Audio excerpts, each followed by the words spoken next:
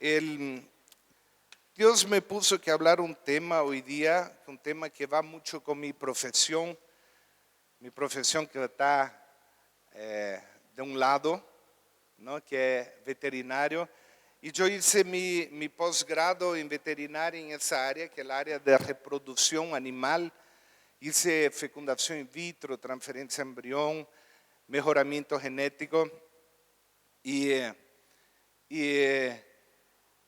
hay una importancia muy grande en el tema de la infertilidad. Y es un problema que todo ganadero debe solucionar cuando hay problemas de infertilidad. Yo me acuerdo aún cuando vivía en Brasil, un amigo ganadero que tenía lechería, una vez me llevó a pasear en caballo por su potrero y era un lugar muy bello, había unas colinas y había una represa inmensa al fondo. Y fuimos a andar con él y era un día agradable como hoy, así, nublado, fresquito. Yo lo tengo aquí como si fuera un video grabado. Me acuerdo que había una vaca muy linda, una vaca Nelore grande. Él me mira y dice, mira Daniel, esa vaca te gusta. Y la miré, un porte grande, musculatura, todo perfecto. Y tremenda, muy bella la vaca. Y de ahí yo le miré y pregunté, ¿cuántos años tiene la vaca? Él dijo, 5 años. ¿Y cuántos terneros ha tenido? Todavía ninguno, me dijo. Yo le dije, entonces mande su vaca al matadero.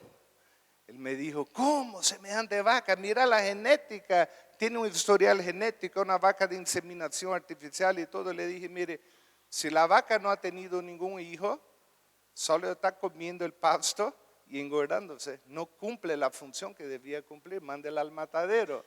Entonces, ¿y por qué sucede eso? Sucede porque muchas veces tiene un problema reproductivo, tiene quiste en el ovario, no sé, cualquier otro problema que puede tener y no puede reproducir, ¿no? Entonces, aquí cuando nosotros vemos en la Biblia dice el que gana almas es sabio. ¿Por qué la Biblia dice el que gana almas es sabio? Cuando tú ves a alguna persona ya un poco anciana llegando a su etapa de idoso, nosotros vemos, no es algo que uno o dos hacen, la mayoría, casi todos, se preocupan en cuando llegue a su etapa de idoso de tener algo que lo respalde. Yo conozco personas que ahorraron, hicieron 1 o 2 casas para alquilar porque dice cuando yo estoy anciano voy a estar tranquilo. Conozco otros que hicieron diferente tipo de negocio, inversión en la bolsa, no sé, de todo tipo, porque están pensando en su etapa de jubilación. Algunos hacen inversión, no sé, cualquier tipo, un plan de jubilación, ¿no? Mi tío, que recién lo vi en Brasil, él había hecho un plan de jubilación que cuando él era joven, mi primo decía, es loco, él paga como 10 salarios mínimos para su plan de jubilación mensual, él ganaba bien y él se jubiló joven y ahora vive tranquilo y 2 veces al año viaja y me dijo, quiero conocer Bolivia, quiero ir en mi auto y todo, entonces hizo un plan de jubilación. Ahora, en la Biblia dice que Apocalipsis 22:12, he aquí yo vengo pronto y mi galardón conmigo para recompensar a cada uno según sea su obra. Entonces nosotros vemos que un mejor plan de jubilación eterno, ¿cuál es? ¿Quién me puede decir según ese versículo Apocalipsis 22:12? Y aquí yo vengo pronto y mi galardón conmigo para recompensar a cada uno según sea su obra. Nosotros estamos viendo aquí un plan de jubilación eterno que Dios preparó, que es según sea la obra que hagamos. No nos va a dar la entrada al cielo, la Biblia dice la salvación no es por obra, pero nosotros vemos que todo lo que nosotros hagamos aquí será recompensado no por 10 o 20 años de un plan de jubilación, será recompensado eternamente en el cielo. Amén. No, me gusta mucho en el libro de Rick Warren, Una vida con propósito. ¿Quién ha leído ese libro, Una vida con propósito?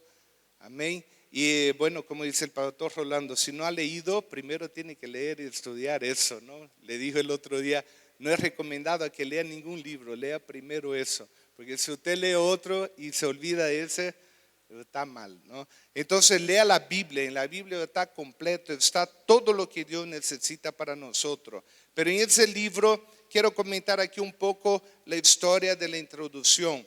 Él dice así, en 1999 mi padre murió de cáncer. Durante la última semana la enfermedad lo mantuvo semiconsciente las 24 horas del día.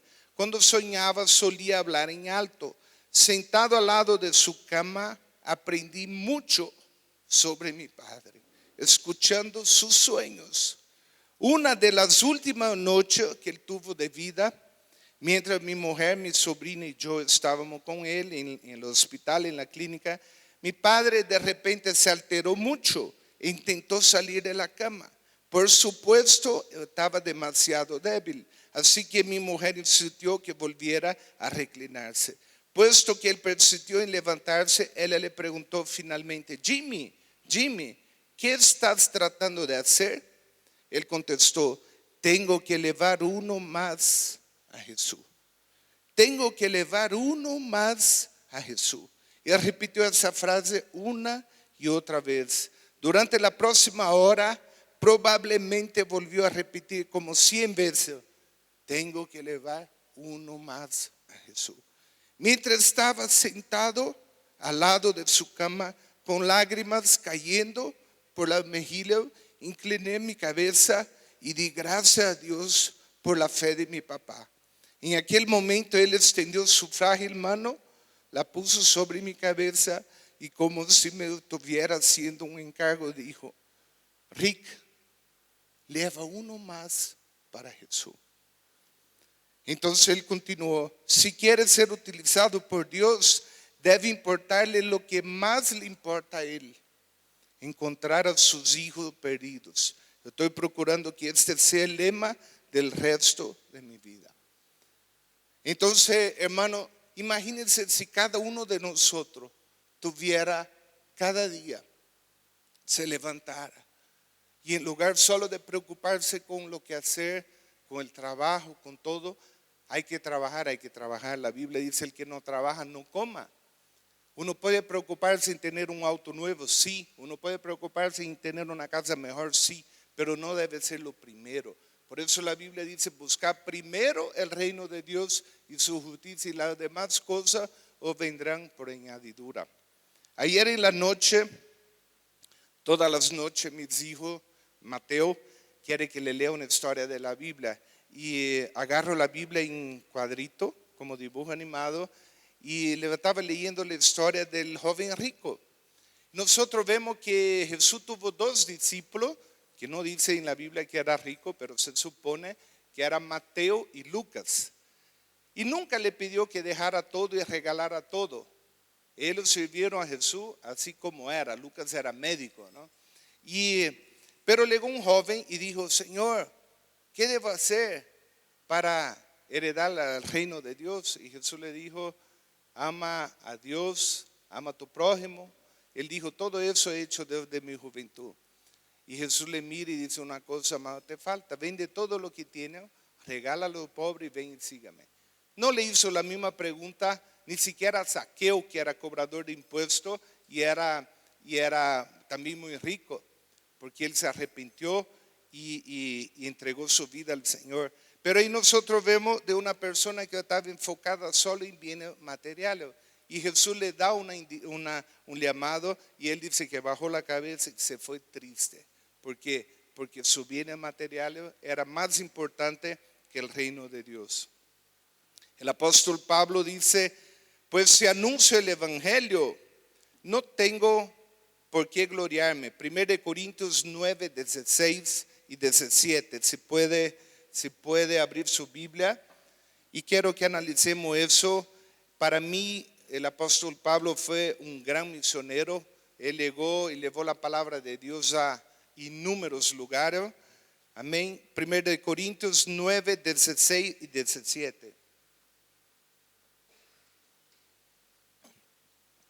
pues si anuncio el evangelio, no tengo por qué gloriarme, porque me es impuesta necesidad. Y ay de mí si no anunciar el evangelio. Mire la forma que le escribe: ay de mí si no anunciar el evangelio. El 17. Por lo cual, si lo hago de buena voluntad, ¿qué dice? Recompensa tendré. Pero si de mala voluntad, la comisión me ha sido encomendada. Entonces aquí nosotros vemos que debemos anunciar el evangelio y de buena voluntad. Hay un aparatito que la mayoría de los ganaderos tiene, que cuando el ganado está entrando al brete y no quiere entrar, se llama picana eléctrica. A veces hablo bromeando, ¿no?, con mi suegro aquí en la iglesia. Y tal persona le pedimos que ayude, que haga tal cosa. Bueno, y no lo hace, no le da la gana. Bueno, hay que ponerle una picana eléctrica. La picana eléctrica, esa cuando el ganado no quiere entrar, le da y pum, sale disparando, ¿no? Entonces aquí la pregunta: ¿será que es necesario que Dios nos ponga una picana eléctrica para anunciar el evangelio? No lo creo, no lo creo. Y nosotros vemos, todo creyente es un líder debido a que él mismo puede y debe guiar a otros a conocer a Cristo. Puede y debe, como dice el apóstol Pablo: ay de mí si no anunciar el evangelio. Porque la Biblia dice en muchos lugares que el Señor va a cobrar por aquella vida que estamos cercana a nosotros y que no le predicamos y que no le hablamos del Señor. Nosotros vemos que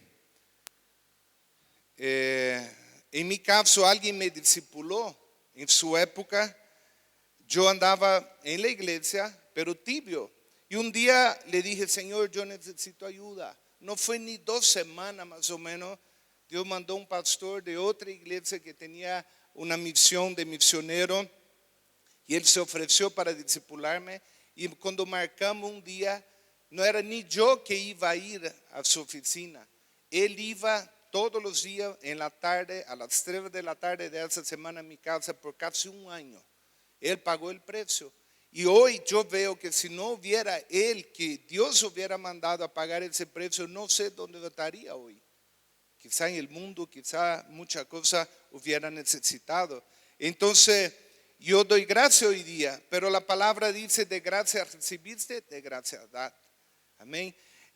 Hay un pasaje muy impresionante en Marcos capítulo 5, del versículo 1 adelante, que el pasaje del endemoniado gadareno. No lo voy a leer todo, pero tú la conoces.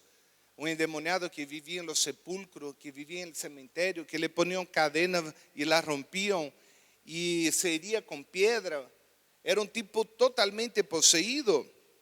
Pero el versículo 6, Marcos 5, 6, dice algo interesante. Cuando vio pues a Jesús de lejos, corrió y se arrodilló ante él, y clamando a gran voz dijo: ¿qué tienes conmigo, Jesús, Hijo del Dios Altísimo? Te conjuro por Dios que no me atormentes. Porque le decía: sal de ese hombre de espíritu inmundo. Y le preguntó: ¿cómo te llamas? Y respondió diciendo: Legión me llamo, porque somos muchos. Y le rogaba mucho que no los enviase fuera de aquella región. Estaba allí cerca del monte un gran hato de cerdo paciendo, y le rogaron todos los demonios diciendo: envíanos a los cerdos para que entremos en ellos. Y luego Jesús le dio permiso, y saliendo aquellos espíritus inmundos, entraron en los cerdos, que eran como 2,000, y el hato se precipitó en el mar y se ahogaron. Hermano, aquí hay algo interesante. En la palabra dice en Santiago que los demonios creen y tiemblan en la presencia de Dios. Y nosotros vemos muchos cristianos solamente creen en Dios, pero no tiemblan. Aquí algo interesante: cuando esa persona poseída mira a Jesús, dice, corre delante de él y se arrodilla ante él. Yo le pregunto: ¿quién hizo eso? ¿Fue la mente o la voluntad del poseído, o fueron los mismos demonios? ¿Quiénes fueron? Los demonios. La Biblia dice que no habló el tipo. Los demonios dijeron: Jesús, ¿qué tiene conmigo? Te conjuro que no me atormentes. ¿Acaso tú has venido antes del tiempo? Entonces, hermano, mire, lo propio demonio, la Biblia dice que toda rodilla se doblará delante de Dios, inclusive los demonios. Miraron a Jesús viniendo, no fue Jesús que vino y le amó y le puso la mano y estuvo 10 minutos orando para que se manifieste el demonio para después liberarlo. Lo vio y al tiro salió corriendo, no hacia afuera, salió corriendo hacia Jesús, se arrodilló delante de él. Esos demonios conocían a Jesús. ¿De dónde lo conoció? ¿De dónde lo conoció a Jesús? Desde antes de la fundación del mundo. Estaban con él antes de que se rebelasen. Conocieron que Jesús era Dios. Y cuando lo vieron, lo reconocieron, se arrodillaron. Entonces aquí nosotros vemos que hay veces, hermano, los demonios temen más a Dios que nosotros mismos.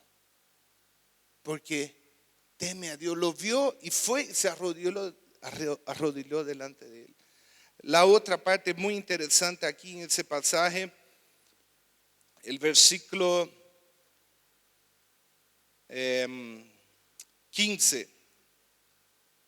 14. Y los que apacentamos los cerdos huyeron y dieron aviso en la ciudad y en los campos y salieron a ver qué era aquello que había sucedido.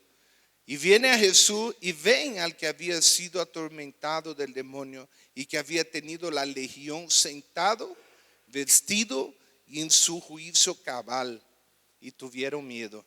Y les contaron lo que lo habían visto, cómo le había acontecido al que había tenido el demonio y lo de los cerdos. Aquí esa persona llegaron a Jesús y dijeron, mire, impresionante. Hubo cierta vez que yo lo vi, que él estaba ahí en el cementerio y salió de adentro de una tumba. O sea, algo que no está en la Biblia, pero me imagino. Porque aquí dice, le empezaron a contar todo lo que vieron. Otra vez lo vi que se hería con piedra. Otra vez lo vi que lo pusimos cadena y lo quisimos llevar a la cárcel y él rompió la cadena y sigue hablando. Y comenzaron a rogarle que se fuera de su contorno. Al entrar él en la barca, el que había estado endemoniado le rogaba que le dejase estar con él. Mire, el tipo que había sido restaurado llega a Jesús y dice, por favor, yo quiero seguirte. Por favor, yo quiero ser un discípulo. Por favor, donde tú vayas, yo voy. Pero Jesús no se lo permitió, sino que le dijo, ¿qué le dijo? Vete a tu casa, vete a los tuyos y cuéntales cuán grande cosa el Señor ha hecho contigo y cómo ha tenido misericordia de ti. Y se fue y comenzó a publicar en Decápolis cuán grandes cosas había hecho Jesús con él, y todos se maravillaban. Yo busqué en internet qué era Decápolis en la época de Jesús. Decápolis eran 10 grandes ciudades. Entre ellas está la primera, Gerasa, que es en Jordania, Esitópolis, que está al oeste del río Jordán, Hippo, que está en Israel, Gadara, que era la región de Gadareno, que es en Jordania hoy día, Pela, que hoy es llamada Tabac, Fal en Jordania, Filadelfia, Capitolias, que en Jordania, Canata, Ráfana y Damasco. ¿Qué pasó con él? Jesús le dijo, no, vaya y que vean lo que Dios ha hecho en tu vida. Él no fue a predicar solo a su familia. No hay un relato en la Biblia de lo que él hizo. Me imagino si él quizá era hasta analfabeto, porque todos los que eran apóstoles y que escribieron algo, quedó eso en constancia. Pero él no fue a predicar solo a su casa. Él fue a predicar a 10 grandes ciudades que había en su entorno, que se llamaba Decápolis, un conjunto de 10 grandes ciudades. Y no queda por ahí. Termina diciendo, y todos se maravillaban. Imagínense ese tipo, llega y empieza a hablar. Yo viví en los cementerios. Yo estaba poseído por una legión de demonios. Yo me quebraba los huesos y me hería con piedra. Y no solo eso, la gente lo conocía.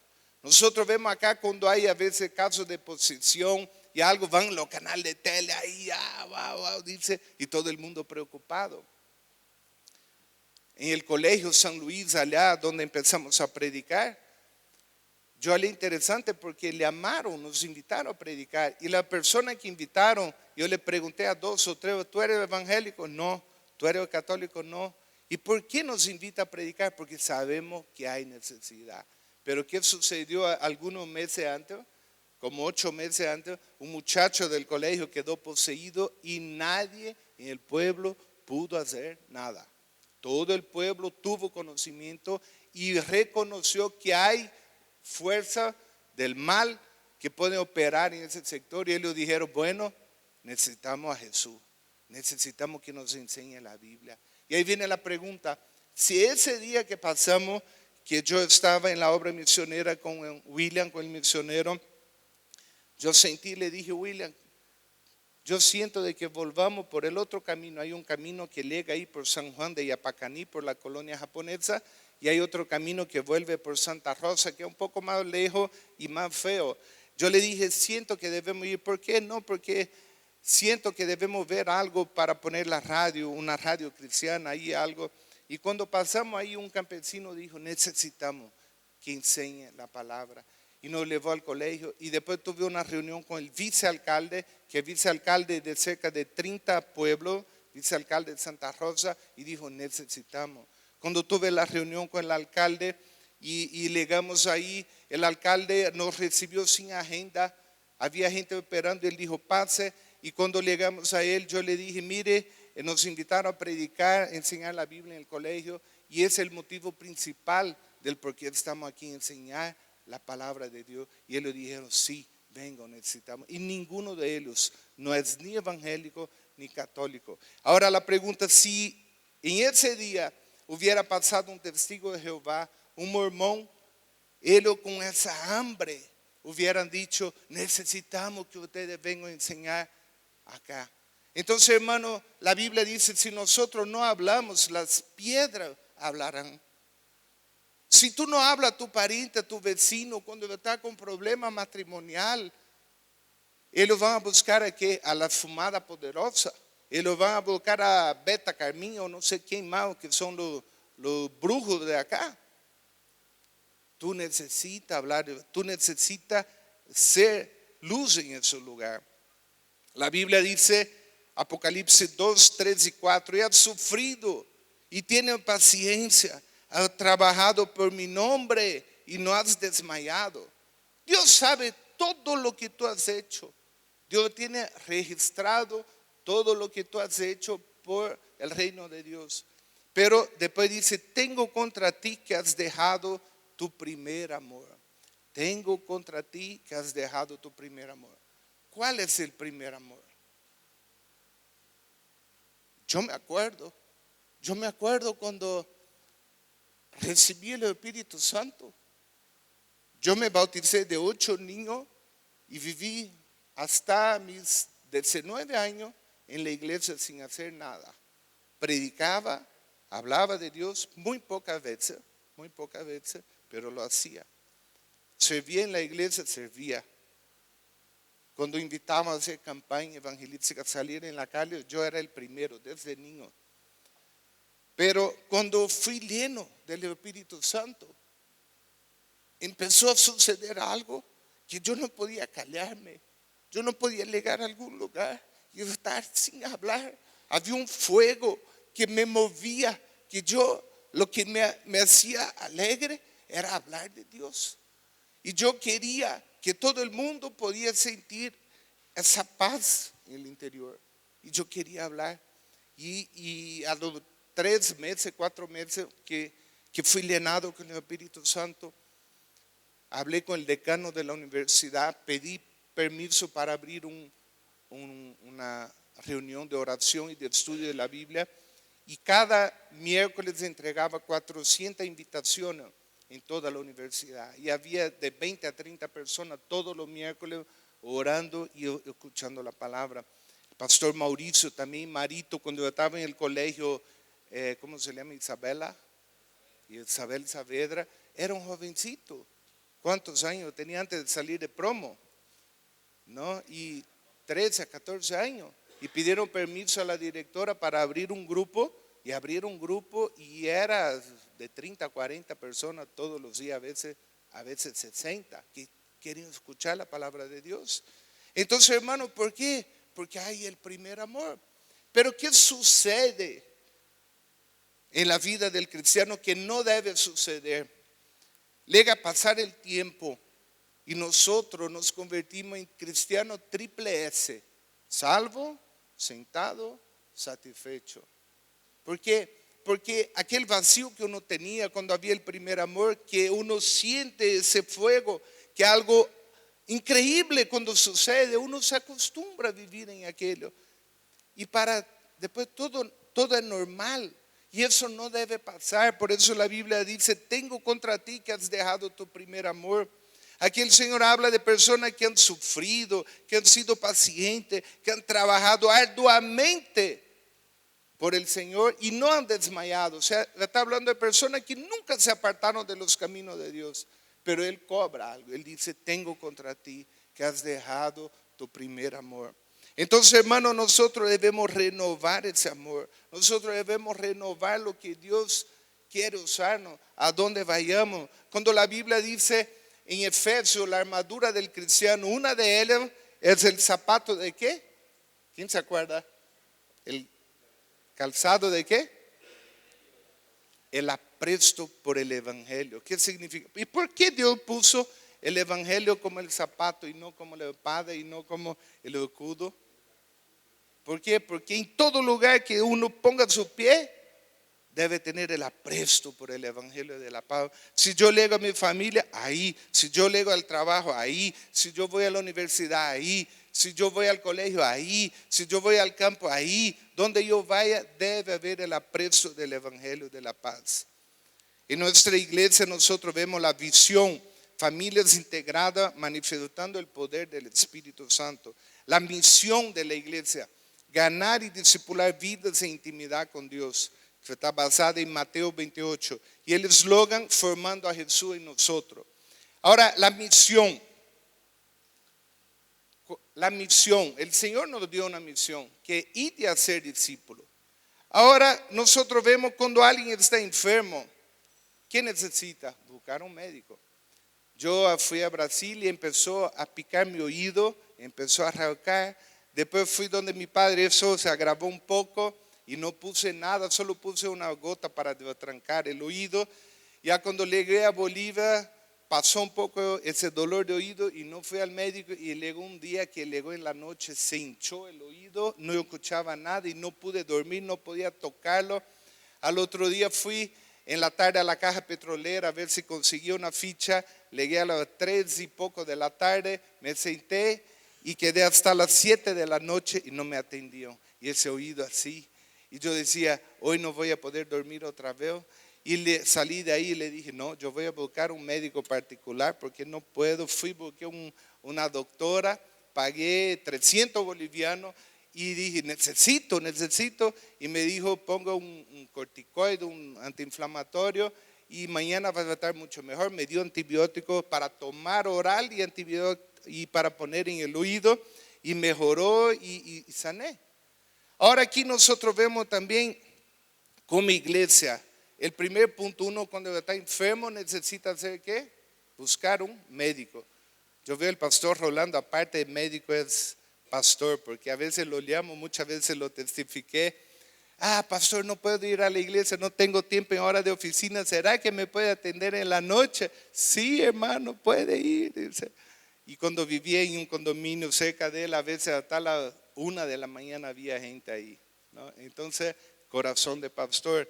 Y ahí nosotros vemos como iglesia, uno debe reconocer primero que en teoría conocemos el mandato de Dios de hacer discípulos. ¿Quién sabe? ¿Quién sabe en teoría que hay que hacer discípulos? Levanten su mano.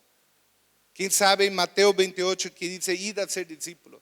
Bueno, si no sabe, usted sale de aquí y lee el logo que dice afuera de la iglesia y está en tamaño gigante: ganar y discipular vida e intimidad con Dios. Ahora viene la pregunta que quizá te duela. Yo le pregunto: ¿cuántos discípulos tienes tú? Cuando dice id a ser discípulos bautizando, no dice: pastor, profeta, vayan. Dice, ese es un mandamiento para quién, para todos. Yo le pregunto, ¿cuántos discípulos tienes tú? No necesitas responder. ¿Cuántos? ¿A cuántas personas estás sentando y enseñando la palabra, orando, dedicándole tiempo? ¿A cuántos? ¿O será que la novela está más importante? Y esa pregunta yo quiero que tú te quedes pensando. ¿Cuántos discípulos tienes? ¿A cuántas personas estás dedicando el tiempo como la misión de la iglesia? Ganar y discipular vidas de intimidad con Dios. Entonces, y si una iglesia no crece, no es culpa del pastor. Yo le pregunto, ¿el pastor tiene que parir ovejas? ¿Sí o no? ¿Quién tiene que parir ovejas? La oveja. Ahora la Biblia dice, inclusive en Jeremías y otra parte, el Señor cobra a los pastores cuando no curaron a la pierna quebrada, cuando no fueron atrás de una de las 99 que se perdió. El día del juicio, el Señor va a cobrar a mí y a los pastores de la iglesia si una oveja se descarrió y uno no fue a buscarla. Tampoco uno no es obligado a traerla con picana eléctrica de vuelta al corral. Uno tiene que hacer su parte. Y cuando una vez fui de práctica por Pasorapa, práctica veterinaria, había una anciana con un rebaño de ovejas y había una ovejita que por si acaso no era negra. Yo estaba lejos y yo la miré a la ovejita y dije, señora, ¿no quiere que mire a esa ovejita que está caminando como manco, coja? ¿Debe tener alguna herida? No, me dice. Y yo nunca había escuchado eso en mi vida y me quedé impresionado. No, me dice, yo le quebré la patita. ¿Cómo? ¿Tú le quebraste? Sí. ¿Y por qué? Porque no paraba junto al rebaño. Entonces después pesquisé en la Biblia cuando habla de la pierna quebrada. No era la pierna quebrada que quebró accidentalmente. Era la pierna quebrada que el mismo pastor tuvo que quebrar. Eso hace parte de cuidar a una oveja. Entonces, hermano, aquí nosotros vemos que debemos cuidar. Entre la teoría y la práctica hay una gran distancia. ¿Sí o no? Yo me acuerdo mi profesor de cirugía, de técnica quirúrgica, él se sentaba y primero decía, mire lo que él usaba.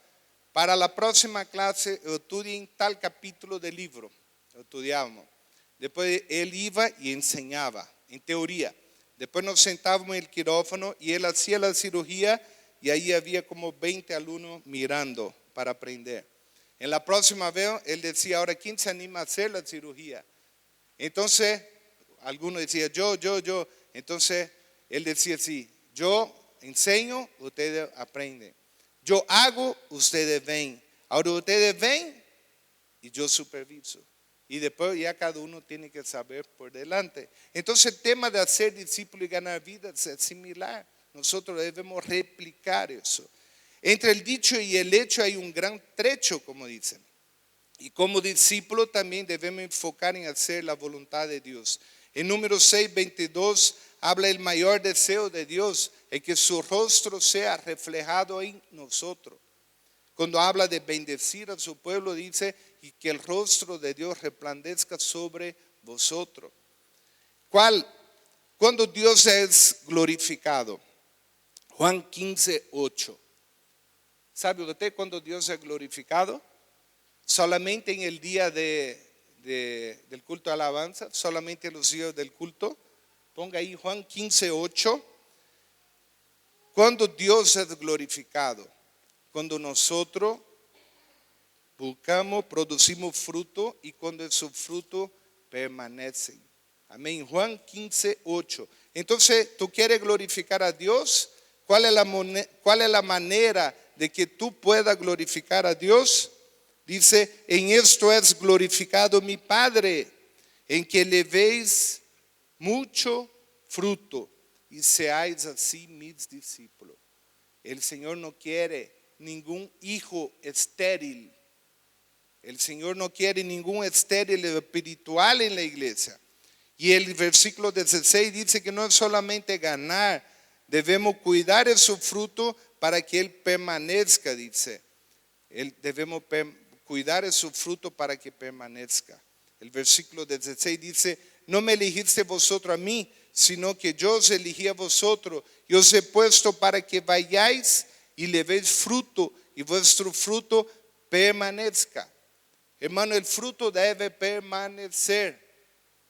Y aquí dice: para que todo lo que pidieres al Padre en mi nombre, Él os lo dé.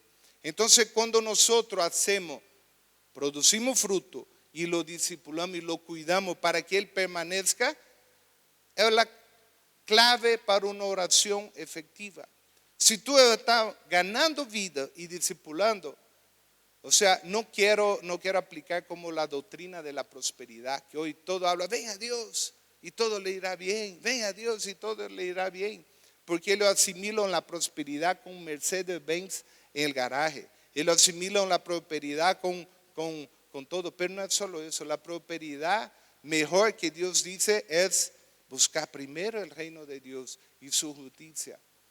Me gusta hablar así, para que todo le venga de yapa, de añadidura. Amén. Entonces, cuando Dios prometió que de Abraham haría una gran multitud, en Génesis 15, mira los cielos y cuenta las estrellas, si la puede contar, pues así será tu descendencia. Satanás trajo esterilidad a Sara. Satanás trajo. Quiero que venga 3 parejas acá, hombre con esposa. Por favor, rápido. 3 parejas. Hermano, venga. Pastor Charlie, venga aquí, más. Pastor Julio, por favor. Cuando Dios, vamos a poner el pastor Charlie de Abraham, porque tiene cara de patriarca, ¿no? Yo hablo cuando toca la oración en la casa por los alimentos, yo le digo el patriarca, realmente un patriarca. Quiero que quede en primera fila aquí. Aquí el pastor Julio, aquí y el hermano ahí. Amén. Mire, Dios prometió a Abraham que le iba a traer multitud. ¿Ya? Ahora, mire algo interesante. En la línea genética, Abraham, Isaac, Jacob. Abraham, su hijo Isaac, su nieto Jacob. Si hubiera un problema, aquí también Pedro es ganadero y sabe también de genética. Si hubiera un problema hereditario genético de esterilidad, entonces el problema iba a pasar de Abraham a Isaac y a Jacob, que es su línea genética de descendencia. Pero nosotros vemos que Abraham estaba y su esposa era estéril. Nosotros vemos que después viene Isaac y su esposa también era estéril. Nosotros vemos que llega Jacob y su esposa también era estéril. Satanás, cuando Dios dijo que de Abraham iba a ser una descendencia, una multitud, Satanás trajo la esterilidad espiritual y no fue en la línea de los hombres, y eso en la probabilidad es algo inédito, es algo que casi no puede suceder, que toda mi generación, mi esposa, mi nuera y la esposa de mi nieto sean estériles. Es algo casi improbable. Pero nosotros vemos que Dios permitió, todo Dios lo permite. Y cómo Dios bendijo y después aún así con toda esa línea de esterilidad le dio multitudes. Amén, pueden sentarse, gracias. Pero el hecho más importante que dice que todos ellos oraban. Cuando vemos en Génesis 25, 21 dice que ellos oraban y Dios concedió. Entonces, hermano, también la esterilidad espiritual.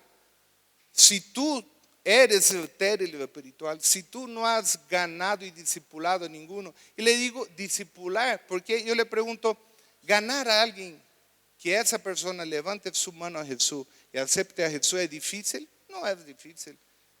Hace meses atrás estaba en el colegio San Luis y estábamos volviendo con el director, me pidió que lo acercara y vimos un bollo de gente en la plaza y el director dice: ¿qué habrá sucedido? Un pueblo chico, cuando hay un bollo de gente reunida, algo sucedió. Llegamos a preguntar y dijo: ¿qué pasó? El profesor Manuel fue a cazar y se disparó un tiro. ¿Y qué? ¿Y dónde? Allá. Bueno, agarremos y fuimos, nos metimos al Chaco para verlo, y cuando estaba llegando lo vi que lo estaban sacando de una sábana. Yo dije, se ha muerto, ¿no? Para sacarle una sábana ya está hecho bolsa, ¿no? Y llegué corriendo y lo miro y yo estaba mitad de su cuerpo ensangrentado y por aquí había disparado el tiro aquí cerca del sobaco y estaba eso con hemorragia. Al tiro rompí un pedazo de la sábana, le hice un torniquete, le apreté, paró de sangrar, le cortamos su ropa y de ahí tengo mi botiquín.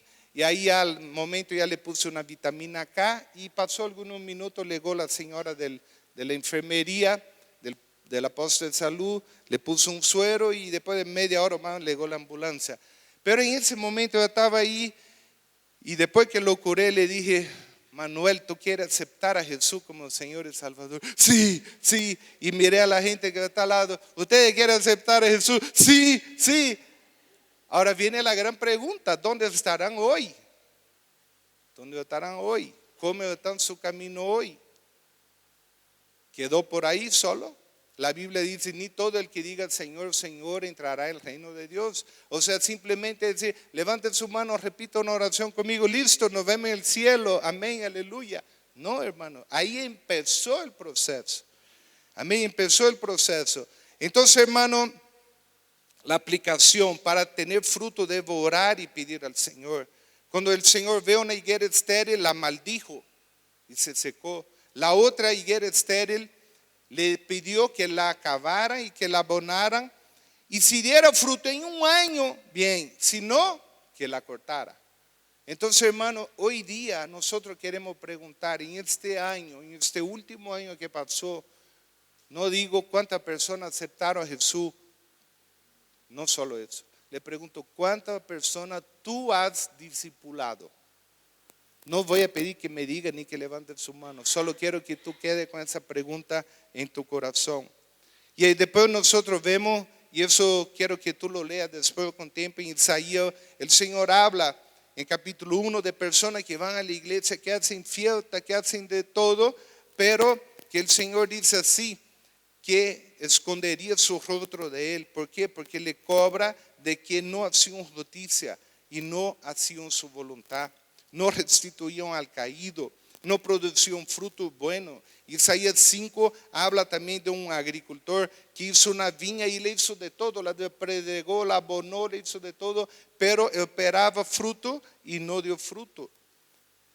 Nosotros vemos en Ezequiel 16:49, ¿sabe tú cuál es el mayor pecado de Sodoma? Quiero pedir a los levitas que puedan pasar adelante.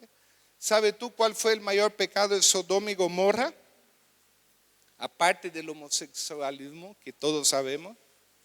¿Sabe cuál fue o no? Mire Ezequiel 16:49. Dice, he aquí que esta fue la maldad de Sodoma, tu hermana, soberbia, saciedad de pan. O sea, ¿es un pecado tener abundancia de pan? ¿Es pecado o no? No. Abundancia de ociosidad tuvieron ella y sus hijas, y no fortaleció la mano del afligido y del menesteroso. El Señor le cobra acá, mire, yo le pregunto, hoy día es la década de la ociosidad. La cantidad de jueguitos de celular que uno tiene, que uno puede pasar horas y horas jugando, la cantidad de novelas y cosas y tanto hacer. ¿Para qué? Para distraer a la persona del enfoque que Dios quiere. Entonces, mire, el Señor considera en Ezequiel 16 que la abundancia de ociosidad era un pecado. Hermano, yo quiero que analice tu vida. Quiero que tú te pongas a analizar tu vida en tu tiempo libre, en tu tiempo que tú pudieras estar invirtiendo en discipular, en cuidar, en visitar a alguna persona. ¿Qué ociosidad estás teniendo? Amén. Amén, hermano. Y quiero que se ponga de pie en ese momento. Quiero que oremos al Señor y que pidamos eso. Que pidamos al Señor para que pueda recapacitarnos. Esta semana mi computadora estaba media maluca. Uno escribía y la letra de la computadora tardaba en escribir. y estaba toda chupada el coso y todo. Y le amé al Señor para que reformatee, para que la acomode. Hoy día el Señor también quiere que tú hagas un análisis de tu vida, que tú des una reformateada en tu vida, que tú mires cuál ociosidad he tenido, cuál cosa he colocado en primer lugar antes de hacer los propósitos de Dios. Amén. Y quiero orar por tu vida en ese momento. Quiero que tú cierres tus ojos y que tú hagas un compromiso con el Señor de reformatear su vida, de reenfocarse en su voluntad. Oh Padre amado, Señor, en ese momento te quiero pedir, oh Padre, no solo por los que están delante de mí, también por mi propia vida. Quiero pedir en ese momento por toda la iglesia, oh Padre, que tú puedas reformatear, Señor, nuestra mente, reformatear, Señor, nuestra visión, que nosotros podamos poner enfoque en las cosas celestiales, no en las cosas materiales, que nosotros podamos poner el enfoque en la cosa de tu voluntad, que nosotros podamos poner enfoque en las cosas eternas. Como dice tu palabra, tú vienes pronto y aquí tu galardón con Él para recompensar a cada uno según sus obras, Señor. Queremos, Señor, enfocarnos, Señor, en hacer lo que tú quieres que hagamos. No queremos, Señor, que el día del juicio tú puedas llegar y decirnos: Daniel, tú has sido fiel, tú has sido valiente, tú has sido valoroso, pero tengo contra ti que has dejado tu primer amor. Yo te quiero pedir, oh Padre, que tú puedas volver a tu iglesia a ese primer amor. Vuélvanos, Señor, a ese amor de querer ganar vida para ti, de que esa persona a nuestro lado que están sintiendo ese vacío en su pecho y en su cuello, que siente esa ansiedad, esa falta de Dios, que lo puedan conocerte a ti como Señor y Salvador. Pero no queremos simplemente invitarlo a hacer una oración. Queremos invertir tiempo, queremos invertir recursos para discipularlo, para andar con él, para afirmarlo, para que ese fruto prospere, para que ese fruto sea cuidado, Señor. Te queremos pedir eso en el nombre de Jesús, en nombre de Jesús. Amén.